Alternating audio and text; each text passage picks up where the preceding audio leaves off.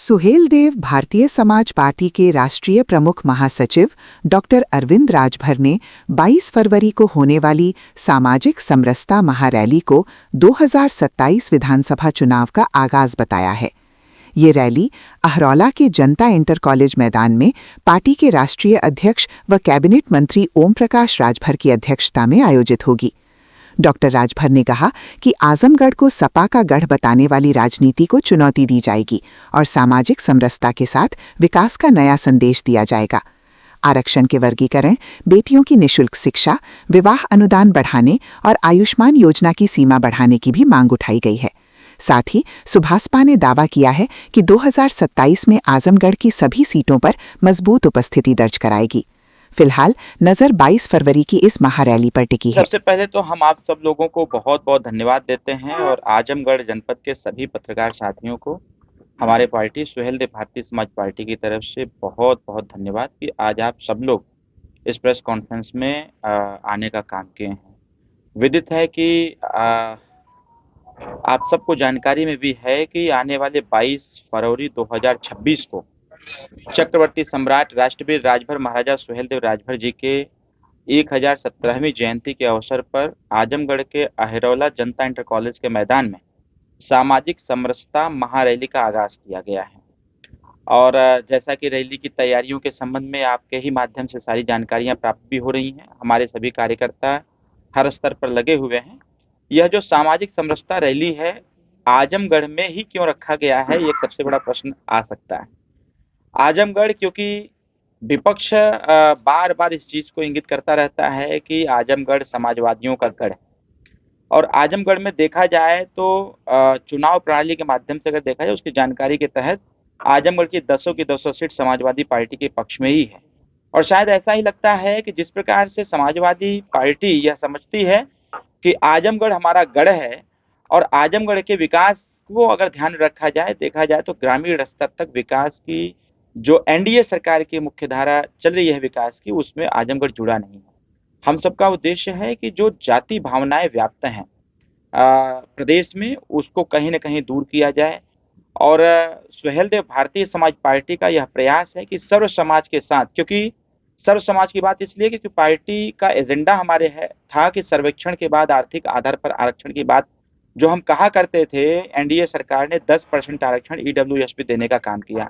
हम लोग सामाजिक न्याय समिति की रिपोर्ट लागू करने की बात करते हैं, जिसमें ओबीसी का जो आरक्षण है उसको डिवाइड करने की बात करते हैं। ओबीसी में पिछड़ा, अति पिछड़ा, सर्वाधिक पिछड़ा, उसी प्रकार से दलितों के आरक्षण में डिवाइडेशन हो, क्योंकि भारत का संविधान इस बात को जरूर कहता है कि हर 10 साल पर सर्वेक्षण हो, उसके बाद आरक्षण सामाजिक, शैक्षणिक, राजनीतिक और आर्थिक दृष्टिकोण से समान रूप से सबको दिया जाए। तो यह रैली इस बार की जो रैली है ऐतिहासिक रैली होगी और यह ऐतिहासिक रैली न भूतो न भविष्यो, जो तैयारी है इतनी बड़ी रैली अब कोई नहीं कर पाएगा। हम लोग पूरी तन्मयता के साथ ग्रामीण स्तर तक जा रहे हैं, समस्त समाज के लोगों से मुलाकात भी हो रही है, उनके बीच में बैठकें, जन चौपाल, सूचनाएं भी जा रही हैं और हम यह कह सकते हैं कि प्रबुद्ध वर्ग इस हमारे रैली में पहली बार चढ़ बढ़ करके हिस्सा ले रहे हैं।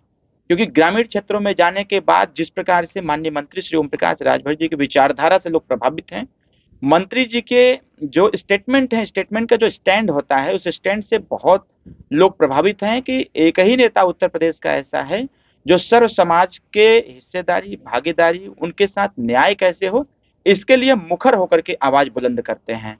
तो कहीं ना कहीं सामाजिक समरसता महारैली ऐतिहासिक रैली होने जा रही है और इस ऐतिहासिक रैली के माध्यम से हम आने वाले 2027 चुनाव को भी हमने अपने नजर में रखा हुआ है कि 27 चुनाव में जो लोग कहते हैं कि आजमगढ़ समाजवादियों का गढ़ है, इस बार उनका हम लोग घमंड तोड़ने का काम करेंगे और 27 के चुनाव में मैक्सिमम सीट एनडीए के पक्ष में दे करके हम लोग अपनी सरकार फिर एक बार बनाएंगे। इसके साथ साथ हमारा प्रयास यह है इस रैली के माध्यम से जो सामाजिक समरसता महारैली का नाम दिया गया है, अभी पूर्व के 2024 के लोकसभा के चुनाव में जिस प्रकार से विपक्ष बार बार संविधान की दुहाई देता था कि संविधान खतरे में है, आरक्षण खतरे में है, संविधान खत्म हो जाएगा, आरक्षण खत्म हो जाएगा, एक ड्रामा करने का काम किए और जनता की आंखों में धूल झोंक करके कहीं ना कहीं अधिक से अधिक सीट जीतने का लोगों ने काम किया। लेकिन पार्लियामेंट चला, सदन के अंदर एक बार भी संविधान की चर्चा नहीं की गई, बल्कि संविधान की प्रति को लेकर के नौटंकी करने का विपक्ष के लोगों ने काम किया था। अगर वाकई में देश के संविधान के प्रति अगर इतनी हमदर्दी है, तो मैं यह जरूर कहना चाहूंगा आज के प्रेस कॉन्फ्रेंस के माध्यम से कि हमारी जो सामाजिक समरसता रैली है, विपक्ष को हमारी रैली को सुनना चाहिए। हमारे नेता माननीय श्री ओम प्रकाश राजभर जी की विचारधारा को सुनना चाहिए, जो माननीय नेताजी कह रहे हैं कि संविधान अगर खतरे में है और संविधान से ही देश चलता है, संविधान से सारी व्यवस्थाएं प्राप्त होती हैं, तो क्यों ना उत्तर प्रदेश या देश की शैक्षणिक व्यवस्था में भारतीय संविधान का संपूर्ण अध्ययन पढ़ना अनिवार्य कर दिया जाए। भारत का संविधान अगर अति महत्वपूर्ण है, तो प्रत्येक बच्चे और बच्चियों को भारत का संविधान पढ़ने पर बहस हो और पार्लियामेंट से पास हो, ताकि प्राइमरी विद्यालय से ही भारत का संविधान पढ़ना अनिवार्य कर दिया जाए। इसके साथ साथ जिस प्रकार से हम सब लोग, क्योंकि हमेशा हम सत्ता में रहें या न रहें, हमेशा हम गरीब की समस्याओं, गरीब की जो आवाज है उसको बुलंद करते रहते हैं। अभी एक छोटी सी समस्या आई, जैसे बेटियों को उत्तर प्रदेश की जो एक सामाजिक व्यवस्था है, उस व्यवस्था में किसी घर में बेटी पैदा होती है तो बेटियों को बोझ समझा जाता है। क्यों? क्योंकि बेटियों के संबंध में जो एक माहौल बनाया गया है कि बेटियां पैदा होती हैं तो खर्चीले हैं, पढ़ाई लिखाई वगैरह, शादी विवाह। सुहेलदेव भारतीय समाज पार्टी एनडीए गठबंधन में है और एनडीए गठबंधन से निरंतर यह मांग करती रही है। सरकार में हम लोग हैं, हर बार इस बात को हम लोग उठाते रहे हैं कि लड़कियों की पढ़ाई उत्तर प्रदेश में निःशुल्क कराई जाए। बेटियां जितना पढ़ना चाहें, उनके पढ़ाई का पूरा खर्चा उत्तर प्रदेश की सरकार देने का काम करे। और इसके साथ साथ जो शादी अनुदान बेटियों की शादी में सरकार की तरफ से दी जाती थी, मैं धन्यवाद देता हूं इस बार के बजट में जिस प्रकार से जब 25,000 शादी अनुदान मिलता था, तो हम लोगों ने बाकायदे इस पे आंदोलन करके इसको 25,000 से 50,000 कराया। जो भी वृद्धा पेंशन, विकलांग पेंशन, विधवा पेंशन, ये सारे पेंशन जो मिलते थे, पहले 300 मिलते थे, अब वो लगभग 1,000 तक पहुंच गया है। उसी प्रकार से अभी जब बजट पास हुआ, तो बजट में बेटियों की शादी के लिए शादी अनुदान 50,000 से 1,00,000 कर दिया गया है। 22 तारीख की जो सामाजिक समरसता महारैली है, इसका एक और यह मुद्दा रहेगा कि 1,00,000 में किसी बेटी की शादी नहीं हो पाएगी। अगर शादी अनुदान देना ही है, तो कम से कम 5,00,000 रुपया गरीब बेटी की शादी में दिया जाए, जिससे कि उस बेटी की शादी हो सके और परिवार भी खुशहाल रह सके। इसके साथ साथ एक और व्यवस्था है जो लगातार स्वास्थ्य संबंधी सेवाओं पर कहीं ना कहीं विपक्ष बार बार हमलावर भी रहता है। इसके साथ साथ आम जनमानस में भी सोशल मीडिया के माध्यम से या फिर मीडिया के माध्यम से देखने को मिलता है, जो आयुष्मान कार्ड है, एक सबसे बड़ी विसंगति उसमें आई है। अभी मैं 31 दिसंबर को माननीय प्रधानमंत्री जी से मुलाकात मैंने खुद किया था और मुलाकात के दरमियान हमने इस बात की चर्चा भी किया था कि जो आयुष्मान कार्ड बना हुआ है, आयुष्मान कार्ड में एक नियम बना दिया गया है कि जिस परिवार में 6 सदस्य होंगे उन्हीं का आयुष्मान कार्ड बनेगा। मैंने प्रधानमंत्री जी से आग्रह किया कि आयुष्मान कार्ड सब गरीबों के लिए है, तो इसमें जो परिवार 5-6 सदस्यों का बंधन है, इसको ब्रेक किया जाए, इसको तोड़ा जाए। परिवार में चाहे जितने सदस्य हों, उनका आयुष्मान कार्ड बने। और इस पे भी माननीय प्रधानमंत्री जी ने सहमति प्रदान किया है कि इस पे जल्द से जल्द निर्णय लिया जाएगा। सामाजिक समरसता जो महारैली है, यह एक विशेष मुद्दा हमारा और भी रहेगा कि जिस प्रकार से किसी माननीय का अगर तबियत खराब हो जाता है, तो उनके इलाज के लिए सरकार की तरफ से लगभग 25 लाख रुपए तक की व्यवस्था बनाई गई है। जब लोकतांत्रिक व्यवस्था में जनता मालिक है, जनता से ही जनप्रतिनिधि चुने जाते हैं, तो फिर जनता के साथ भेदभाव क्यों? सुहेलदेव भारतीय समाज पार्टी एनडीए गठबंधन का हिस्सा है और एनडीए गठबंधन के ही माध्यम से हम सत्ता सरकार में हैं और हम लोग हमेशा गरीब की आवाज बुलंद करते रहते हैं। उसमें एक उस 22 तारीख की रैली में सबसे बड़ा जो मुद्दा उठने वाला है हमारे मन से, वो यह भी रहेगा कि अगर माननीयों को 25 लाख रुपया इलाज के लिए दिया जाता है, तो जो आयुष्मान कार्ड गरीबों के लिए बनाया जा रहा है, उस आयुष्मान कार्ड की भी लिमिट बढ़ाई जाए, 5 लाख रुपए से 25 लाख कराया जाए, ताकि कोई मेजर बीमारी हो तो गरीब आसानी से अपना इलाज करा सके। और इसके साथ साथ सुहेलदेव भारतीय समाज पार्टी जिस प्रकार से युवा उद्यमी योजना को लेकर के, मैं लास्ट टाइम भी मिला था लगभग 30 दिसंबर 2025 को 24 को माननीय प्रधानमंत्री जी से मुलाकात के दरमियान भी हमने युवाओं के उत्तर प्रदेश में जिस प्रकार से युवा पढ़ लिख करके बेरोजगार होता चला जा रहा था, इस पे भी हमने प्रश्न खड़ा किया था। और कई बार माननीय मुख्यमंत्री जी से मुलाकात हुई, प्रधानमंत्री जी से मैंने जब मुलाकात किया तो मैंने चर्चा किया तो उन्होंने इस बात का जिक्र किया था कि उत्तर प्रदेश में ऐसी स्कीम लाई जाए जिससे कि बेरोजगार युवाओं को रोजगार दिया जाए। मैं धन्यवाद देता हूं इस बार के बजट में जिस प्रकार से बेरोजगार नौजवानों के लिए जो मुख्यमंत्री युवा उद्यमी योजना चलाई गई, जिसमें 5 लाख रुपए का बिना गारंटी और बिना ब्याज का जो लोन मिलता था, उसे बढ़ा करके 10 लाख रुपया कर दिया गया है। यह जो प्रयास सुहेलदेव भारतीय समाज पार्टी का रहा है, यह इस प्रयास से जनमानस में एक सकारात्मक संदेश गया है। चाहे वो आयुष्मान कार्ड की बात कही गई हो, जनमानस में सकारात्मक प्रभाव गया है, या फिर बेटियों की शादी से संबंधित या बेटियों की पढ़ाई से संबंधित, इसका भी एक सकारात्मक प्रभाव पड़ा हुआ है। इसीलिए यह जो सामाजिक समरसता महारैली है, इसलिए दिलचस्प हो जा रहा है, क्योंकि हमारे जो एजेंडे हैं वो साफ है और पूरा ट्रांसपेरेंट भी है और जनता के प्रति जवाबदेही भी है। तो कहीं न कहीं इन मुद्दों को लेकर के सर्व समाज के लोग सुहेलदेव भारतीय समाज पार्टी के इस सामाजिक समरसता महारैली में लाखों की संख्या में लोग एकत्रित हो रहे हैं। यह रैली ऐतिहासिक रैली होगी। यह रैली आने वाले 2027 के चुनाव का आगाज भी कर रही है। कौन-कौन रहेगा रैली में उपस्थित, कौन-कौन रहेगा? देखिए, सुहेलदेव भारतीय समाज पार्टी तो पहले तो यह अपनी रैली, व्यक्तिगत रैली कर रही है। यह एनडीए की रैली नहीं है, यह सुहेलदेव भारतीय समाज पार्टी की रैली है। हमने आमंत्रित किया है कि भारतीय जनता पार्टी की तरफ से हमारे 2, 4, 5 नेता आवें, जो इस रैली के साक्ष्य के तौर पे रहें और देखें। तो अभी तक जो मैसेज कन्वे हुआ है, माननीय परिवहन मंत्री दयाशंकर सिंह जी का आने का एक संकेत प्राप्त हुआ है अभी, जो प्रोटोकॉल जब तक आ न जाए, क्योंकि तमाम कार्यक्रम भारतीय जनता पार्टी के चल भी रहे हैं, लगातार तमाम नेताओं की ड्यूटी भी लगाई गई है। हालांकि इस कार्यक्रम में माननीय मुख्यमंत्री जी का आगमन होना था, बट भारत सरकार की तरफ से जो निर्देश जारी हुआ, माननीय मुख्यमंत्री जी को सिंगापुर और जापान जाना पड़ गया, जिसके वजह से माननीय मुख्यमंत्री जी नकारात्मक संदेश गया है। चाहे वो आयुष्मान कार्ड की बात कही गई हो, जनमानस में सकारात्मक प्रभाव गया है, या फिर बेटियों की शादी से संबंधित या बेटियों की पढ़ाई से संबंधित, इसका भी एक सकारात्मक प्रभाव पड़ा हुआ है। इसीलिए यह जो सामाजिक समरसता महारैली है, इसलिए दिलचस्प हो जा रहा है, क्योंकि हमारे जो एजेंडे हैं वो साफ है और पूरा ट्रांसपेरेंट भी है और जनता के प्रति जवाबदेही भी है। तो कहीं न कहीं इन मुद्दों को लेकर के सर्व समाज के लोग सुहेलदेव भारतीय समाज पार्टी के इस सामाजिक समरसता महारैली में लाखों की संख्या में लोग एकत्रित हो रहे हैं। यह रैली ऐतिहासिक रैली होगी। यह रैली आने वाले 2027 के चुनाव का आगाज भी कर रही है। कौन-कौन रहेगा रैली में उपस्थित, कौन-कौन रहेगा? देखिए, सुहेलदेव भारतीय समाज पार्टी तो पहले तो यह अपनी रैली, व्यक्तिगत रैली कर रही है। यह एनडीए की रैली नहीं है, यह सुहेलदेव भारतीय समाज पार्टी की रैली है। हमने आमंत्रित किया है कि भारतीय जनता पार्टी की तरफ से हमारे 2, 4, 5 नेता आवें, जो इस रैली के साक्ष्य के तौर पे रहें और देखें। तो अभी तक जो मैसेज कन्वे हुआ है, माननीय परिवहन मंत्री दयाशंकर सिंह जी का आने का एक संकेत प्राप्त हुआ है अभी, जो प्रोटोकॉल जब तक आ न जाए, क्योंकि तमाम कार्यक्रम भारतीय जनता पार्टी के चल भी रहे हैं, लगातार तमाम नेताओं की ड्यूटी भी लगाई गई है।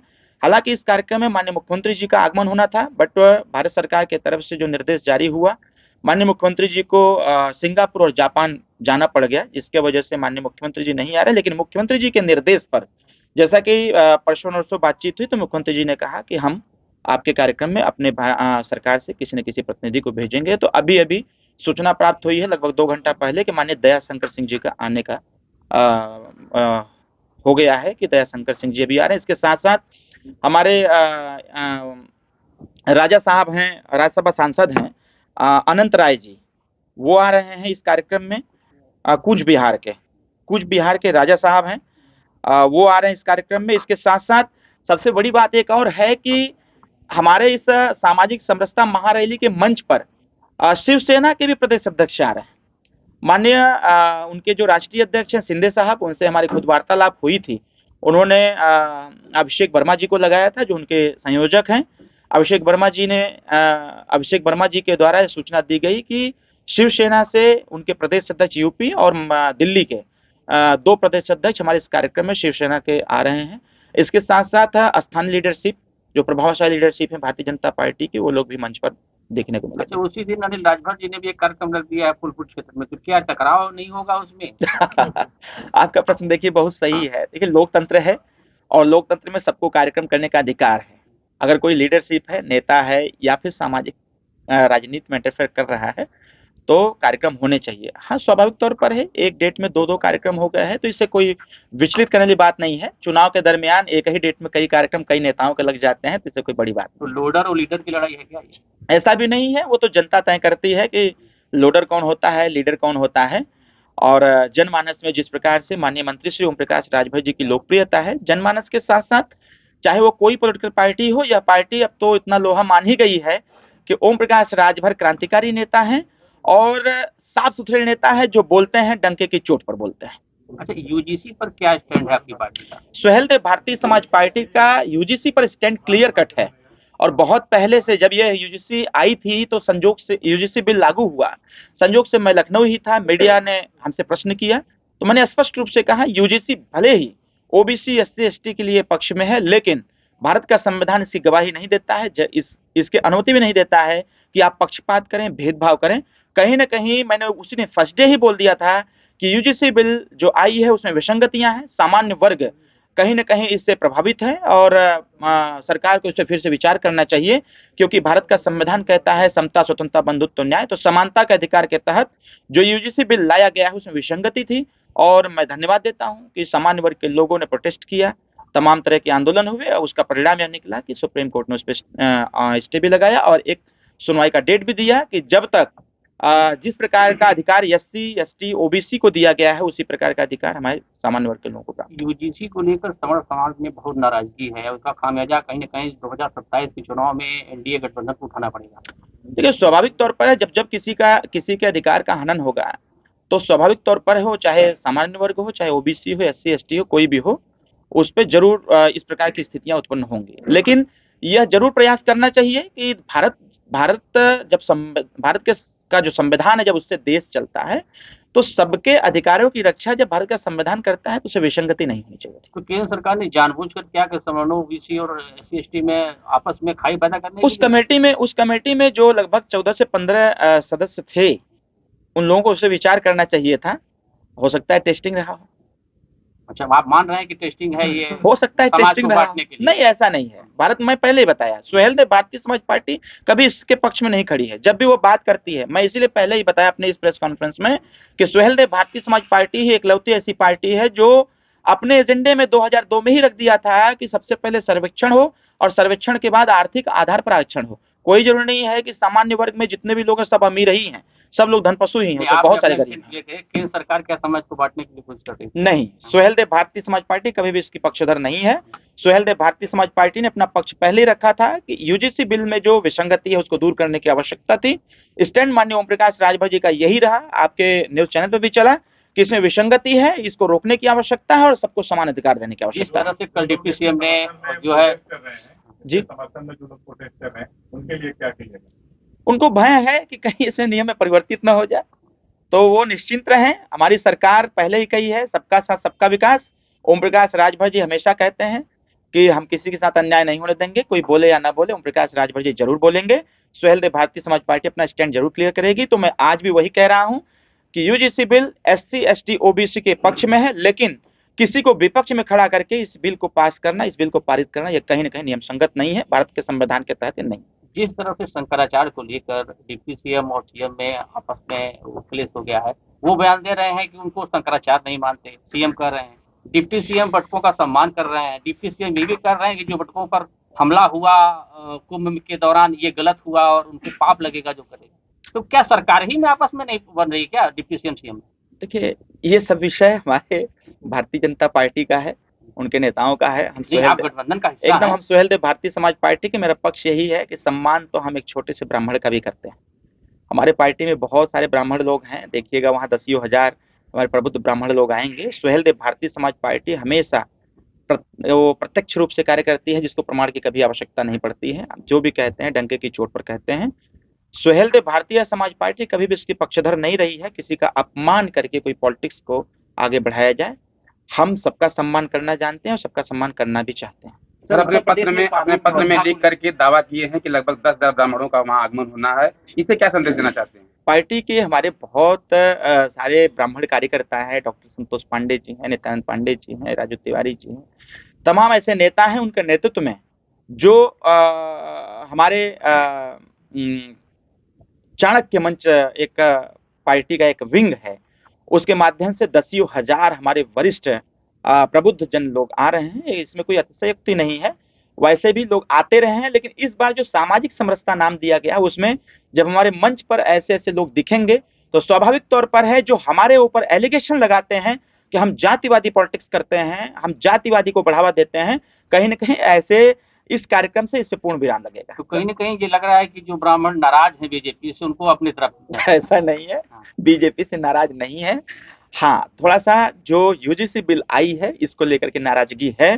शायद इसीलिए सरकार बैक फुट पर है और हमारा जो कोर्ट है, वो फ्रंट फुट पर है और कोर्ट ने भी विश्वास दिलाया है कि भई आपके साथ अन्याय नहीं होगा। तो स्वाभाविक तौर पर जब देखिए न्यायपालिका है, चाहे सत्ता सरकार किसी की हो, जनमानस हो, दोनों के बीच में जब कहीं न कहीं विसंगतियाँ पैदा होती है तो कोर्ट इंटरफेयर करता है और कोर्ट ने विश्वास दिलाया सरकार को भी और जनमानस को भी कि हम किसी के साथ अहित नहीं होने देंगे। तो तो उत्तर सरकार प्रदेश में ब्राह्मण कानून के व्यवस्था को लेकर और प्रशासनिक अमले के कार्यशैली को लेकर किस तरह से आप देख रहे हैं? आए दिन IGRS की बात की जाती है, टॉप रैंकिंग की, मगर वहीं न्याय नहीं मिलता है। हर जनपद में ऐसा वाकया मिलता है। देखिए, मैं बहुत पहले भी इस बात को मैंने बोला था और आज भी बोलूँगा कि कुछ ऐसे अधिकारी हैं, जो दूषित मानसिकता के, उनको समझ ही में नहीं आता है कि जनमानस का जो कार्य है, जो भाई सरकार जनता के लिए है, जनता द्वारा चुनी गई है, तो जनता का कार्य होना चाहिए। आपका प्रश्न एकदम जायज़ है। ऐसे लोगों पर तो कठोरतम कार्रवाई होनी चाहिए जो इस जनता के साथ भेदभाव और उनके साथ अन्याय करते हैं। मैं एक छोटा-सा उदाहरण आपको देता हूँ बनारस का। मेरे पास एक वीडियो है। बनारस का एक छोटा-सा मतलब छोटा क्या मैं बड़ा एजेंडा कह सकता हूँ। बनारस में एक गर्भवती महिला गंगापुर सामुदायिक स्वास्थ्य केंद्र पर एक गर्भवती महिला दर्द से परेशान थी। वह महिला उस हॉस्पिटल पर गई कि हमारा ट्रीटमेंट किया जाए, हमें बहुत पेन हो रहा है। वहाँ कोई डॉक्टर है, मैं उसका नाम भी बता देता हूँ आपको। आज मैंने इस पे चर्चा भी किया, बात भी किया। मतलब ऐसे जो लोग हैं, इन लोगों के खिलाफ तो दंडात्मक कार्रवाई होनी चाहिए कि जो लोग इस प्रकार से कर रहे हैं, इनके खिलाफ दंडात्मक कार्रवाई होनी चाहिए। अब वो